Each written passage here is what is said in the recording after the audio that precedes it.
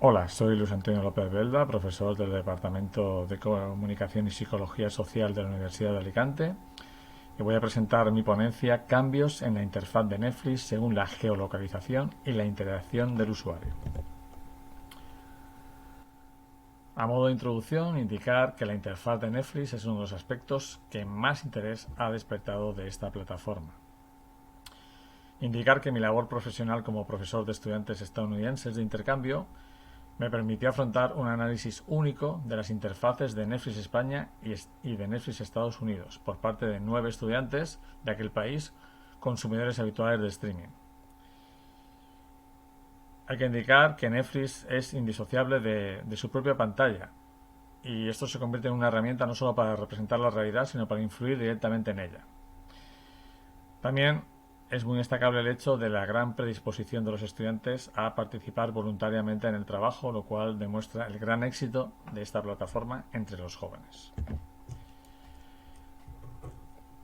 Entre los objetivos destacan en primer lugar el objetivo principal, que consistía en recapitular los principales cambios que se produjeron en 9 interfaces de sendas cuentas compartidas de la plataforma de estudio con las que se interactúa desde España y Estados Unidos a lo largo de un mes de 2018. Ahí tenéis los objetivos específicos que luego se concretarán en los resultados. Para la metodología se intentó hacer un análisis de la interfaz de Netflix y sus cambios dependiendo del usuario, el país en el que está geolocalizada su IP y la interacción tanto natural como intencionada del usuario con la plataforma. Se realizó un análisis de tipo cualitativo comparativo con la interfaz de Netflix en 2 países diferentes.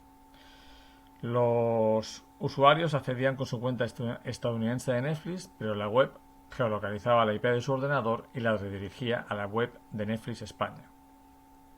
Después de un mes usando habitualmente su cuenta estadounidense redirigida a Netflix España, se obtuvieron importantes conclusiones. Se pidió a cada estudiante que analizara un apartado concreto de la web y después fueron organizados en pequeños grupos de trabajo con objetos de estudio afines. En la discusión vimos que lo más importante es que la interfaz de Netflix demuestra que en este caso la plataforma es el mensaje. ¿Qué queremos decir con eso? Que este repositorio no solo sirve, esta interfaz no solo sirve para organizar el contenido, sino que la forma en que se muestra esa interfaz es la propia esencia de Netflix y que le diferencia de otras plataformas o de otras formas de consumo. Es cierto que cuando empezamos a visualizar un contenido en Netflix pasamos a las formas constreñidas del DVD, a diferencia, por ejemplo, de YouTube, ya que en Netflix se establece una clara barrera entre navegación y visionado. Pero también es cierto que Netflix te lleva a pasar horas en el sofá, porque su principal objetivo es mantenerte interactuando. También comprobamos que no existe una única interfaz de Netflix, sino que varía según las peculiaridades de cada dispositivo de software y hardware.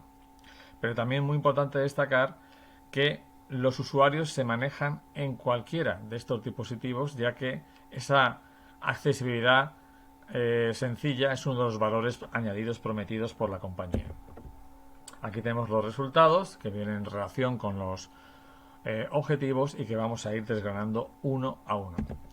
En primer lugar, un estudio específico de la interfaz.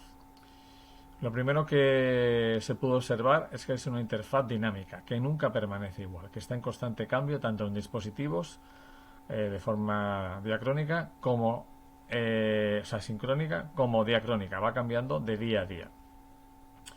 Estudiamos 2 aspectos fundamentales, la disposición general de la interfaz y sus contenidos en la forma en que se organiza la experiencia. Lo más destacado de la página principal es que no es la misma en todas las interfaces. Se constató que si bien la lista de usuario, la de favoritos, se mantenía estable, el resto de apartados cambiaba muchísimo de cuenta en cuenta y también dependiendo del dispositivo, y siendo esta variación, como decía, sincrónica y diacrónica. Por último, indicar que en la barra de botones se optó por el estándar de consenso establecido en la mayoría de interfaces digitales, compuesta por un grupo de pequeños iconos. La accesibilidad de Netflix fue uno de los valores mejor valorados por los participantes en el estudio. Se mostraron las diferentes posibilidades de acceso dependiendo de los menús y lo que incluye cada uno de ellos. El menú superior, el menú del lado derecho, el menú que aparece al pulsar sobre una serie o película y el menú en el pie de página. Sin embargo, el análisis del sistema de recomendaciones creó más discrepancias. Hay que recordar que cuando un usuario creaba una cuenta, se le instaba a elegir una cuenta nueva, se le instaba a elegir 3 elementos de una lista de 76 películas y series. El objetivo de este análisis era analizar la llamada construcción de identidades algorítmicas, que se crea en 3 pasos que están indicados en el cuerpo de la ponencia. Una vez que los usuarios respondieron a esas 3 elecciones y navegaron durante un mes por la página, se dieron cuenta que la mayoría de recomendaciones que Netflix les ofrecía no reflejaban sus gustos. Más bien se recomendaban originales de Netflix que tenían una relación meramente tangencial con las preferencias de los usuarios. También es cierto, como dato muy significativo, que aunque se creó una cuenta en Netflix España y en ningún momento se consumió ningún producto estadounidense, en las recomendaciones aparecían muchísimas producciones originales estadounidenses de Netflix. Sin duda alguna, el buscador fue el aspecto que los participantes en el estudio consideraron que tenía más deficiencias. Es cierto que Netflix ofrece una gran cantidad de productos audiovisuales a sus suscriptores y que en la página principal aparecen unas 40 listas que a su vez recomiendan 40 producciones. Pero por un lado, esto solo suma 1000 títulos en total y muchos de ellos son repetidos con la intención de aparentar que los destacados son mucho más de los que son. ¿Esto qué supone? Que estas listas, que podrían parecer de 1000 títulos, pero que en realidad son de muchos menos, no incluyen numerosas películas y series que no pueden alienarse algorítmicamente a partir de los hábitos demostrados por el usuario.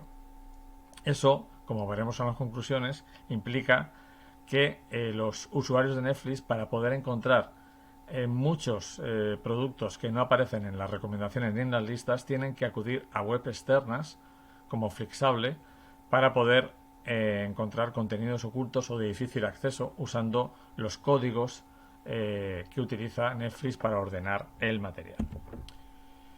Por último, destacar en la sección de películas y de series la preponderancia de los thrillers y las películas anime junto a la comedia, que en el año 2008 estrenó 39 películas nuevas, más todas las producciones del pasado.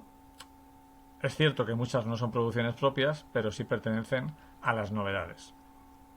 Era muy importante el aspecto de las series de televisión y cobraron importancia los documentales sobre naturaleza e historia.